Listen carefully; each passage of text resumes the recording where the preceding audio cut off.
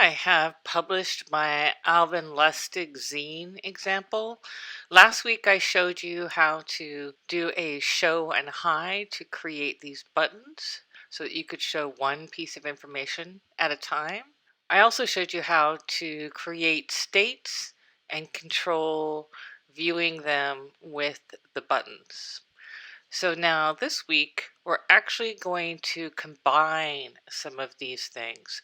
So I've set it up to do a show and hide with these buttons on the left, and then also to show you two different ways to display work. So these are books that Alvin Lustig did while working at Meridian Publishing. Each one of them can be looked at up close just by doing an object state. So these books on the left are buttons. I've grouped them with a little triangle. So when I click on the button, the triangle is red in the rollover state.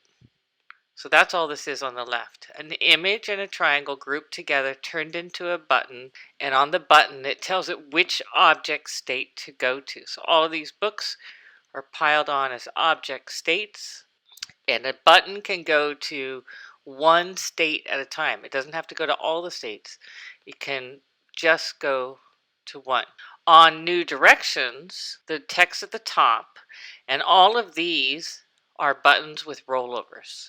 So you can roll over each book and see a larger version of it. Two different ways to kind of combine things. So we're using a show and hide on the left. When I click on Meridian Publishing, everything here is hidden. This button makes all of those hidden and all of these and this block of copy visible. Another thing that I did is for the last page, I combined a little bit of copy about his furniture. And again, I'm finding more and more that I'm breaking up this copy and going to Chat GPT over and over again to get, for example, 60 or 70 words about his design of the Art Center, College of Design in Pasadena, and I've got a picture of it here. So Chat GPT wrote that for me. And then I wanted the same amount of copy about his furniture design, so I found out what he designed, found the photos. So like you, I'm probably learning more about this designer than I've ever known before.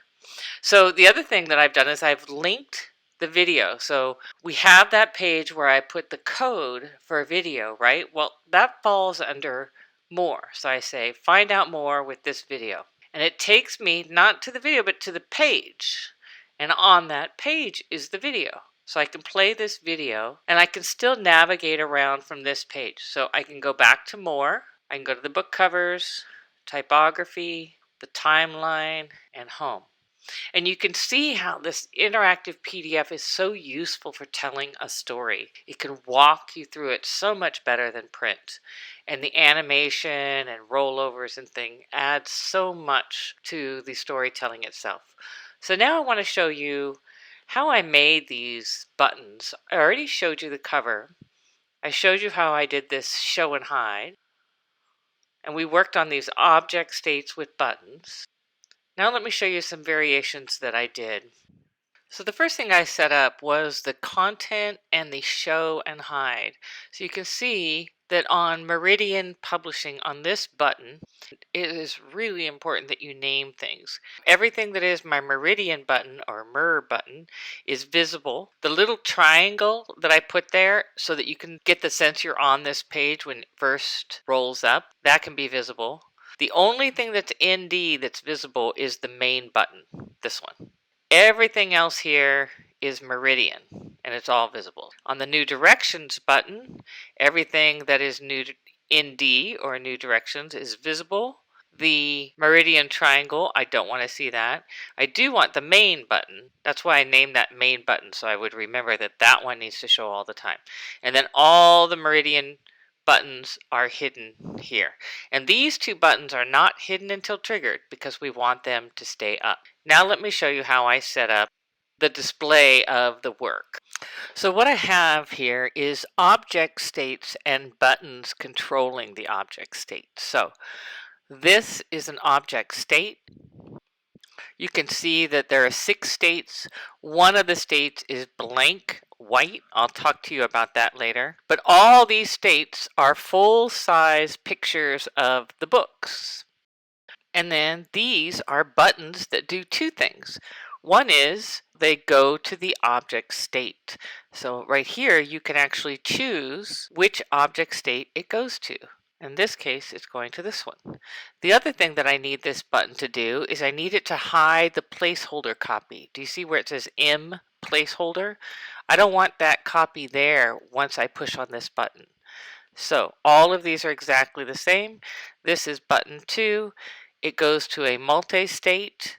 I can choose that multi-state to be this particular book, and it hides the placeholder copy. And then the rollover state on these is this simple triangle. So each one of them has a triangle that appears when you click on these buttons. Okay, so these, even though they're images, they're tiny images that are buttons, and they have a triangle grouped with them. This is the object state. And then back here is the placeholder copy. So anything that you're going to control on this page has to be a button, even if it doesn't do anything. So this placeholder copy just says M placeholder. And again, you really need to name things well. And it doesn't do anything except that with each button, it disappears. The M placeholder goes away. Okay, so you can have buttons doing multiple things. I could even have it do more. You can keep adding. Now let's test it. So when you land on the page, the triangle is sitting there. That's the one I had to turn into a button just so I could make it show and hide. So when we click on Meridian Publishing main button, that triangle pops up. It's also the same triangle that pops up when you click on it because it's in the rollover also. So when I click on this, all this information comes. This is the Meridian placeholder copy. Until one of these triggers an image from the object state, you want something there. So then once I start triggering these object states with these buttons, the main copy goes away. So now when we're talking about new directions, that is a different action. So let's make that visible. And I'll make Meridian invisible so we can see what we're doing. So on this one, this is actually pretty simple. I just have body copy, and I've made this into a button and named it ND copy. Each of these is saved simply as a button. And you can see that I also made sure that they were all lined up. So every time you have a button, you have a rollover. So that's what I used to go with the larger image. And I had to go through and make sure that each of these wasn't hidden by one of the other ones. So I played around with layers and things like that. And of course, all of these buttons are hidden until triggered, and they're actually triggered by this button. So on New Directions, of course, we're showing everything New Direction, hiding everything Meridian except for the main button. We are hiding the triangle. So let's test and see how this one's working for New Directions. Nothing much to it, just a larger view on rollover. Okay, so now let's really test it. Let's go over to Meridian and turn on that layer, and then let's see how it works. Okay, we've got our animation, Meridian Publishing, we've got New Directions, the triangle shows up and stays up, which is nice, so you can remember which of the publishing companies these belong to. So I'll show you one problem that I know about. When you go through these object states, it's all good until you get to the last one, and then that one's going to stay up there. There's nothing that can turn that off. So they're off until they're triggered by another state. So there's nothing there to turn that off. So what happens is that when you go to this one, that large last object state is still on. So we're going to do a workaround on this. So remember we have these object states, these books, and these are kind of the problem. Let's bring around our object states. And do you see how I have the last state is actually just blank white? Okay, so here's how you can use this to kind of shut down these object states, because there is no way of turning them off. You can trigger them on, but they don't go off, which I think is kind of a flaw, but this is how I've done workaround with it. So now, this last state, this button is going to trigger, because this button is the new directions, all these books. So when these books come on, a white box or a state will be triggered, and that will cover up the background. Now, it's also important that it's on the right place on the layers. So it has to be underneath the placeholder, but above all the buttons. Okay, so these are ways that you can kind of, once you start to understand the hiding and showing and multi-state, you can kind of design some workarounds. So this is going to go, in addition to all the show and hide that it has to do, which is the major function of this button, it's also going to go to a state with a white piece of paper. So on the go to state, I can select that white box and it's going to come up. Let's test it now. Now, when I go to Meridian, I see all this. When I go to New Directions, I see all that, which is great. But the problem that we were going to have is that when we trigger a state and then we try to go to New Directions, that state is still up. So let's see if that's still the case. Nope. So that white state, state 6, comes up when we push this button, New Directions, and covers the last state that was shown. So that's a workaround for that. So now we are good. The whole thing works. You don't have to follow this exactly, but I want you to think creatively about how you can make things show, disappear, go to a larger image, something like that. Because most of the design periods of designers that you're working on, there's a lot of visuals that we need to show. And so you have to come up with creative ways to keep it interesting, but also very streamlined. I probably, when designing this, would do both of these techniques the same. I only did them different to kind of show you the two ways that you can do it. On the last page, I put in some information about furniture and I put in some information about designing art center, but I also put in a link here. This link goes to the video.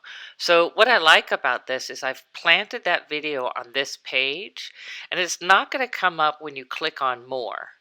This page is going to come up when you click on more. It's got furniture and it's got his architecture, but there's also more on this video. So when you click on that video, it takes you here. You can watch the video. You can go back to the more page or book covers, typography, timeline. And so the way that I connected that was simply, of course, to make it a button, and I had it go to a destination.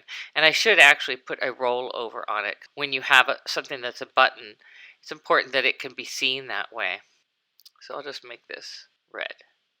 So once you've got all your buttons working and all your content set up, there's a couple things left to do. One is go through your entire zine and see if there's anywhere that animation could either tell a story or it could tie together the style and the look of the zine.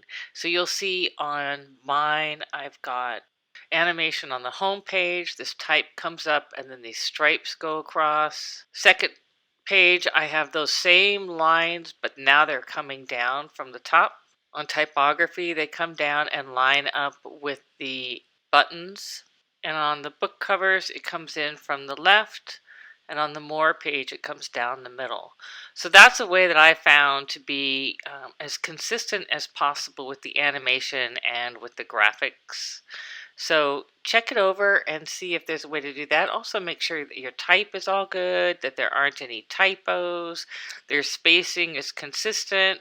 I have 2 different size body copies on here, but it's consistently so. So when the copy is dominant, it's this style sheet, and when the copy is small, it's this one.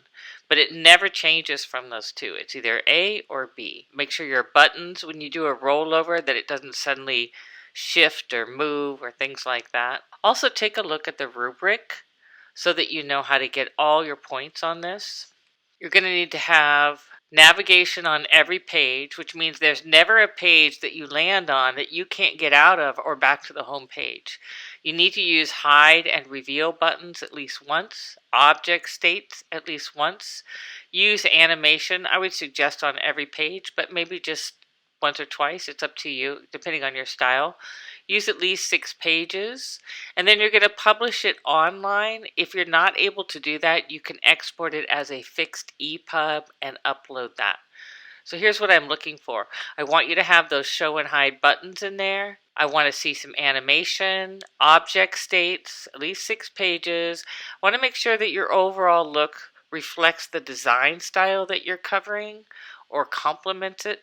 Your typography reads well, so not being as specific as I was earlier with print, but I don't want to see a ton of hyphenations, widows. The typography has to have 120 to 140% leading so that we can read it well. It can't be covered up by images and things like that. Just good readability. The flow of content is good. That means that as we're traveling page to page or looking from one image to another, we don't suddenly feel like, where are we? How did we get tangled up in this? So it has to have a clean flow of information. All the buttons need to work.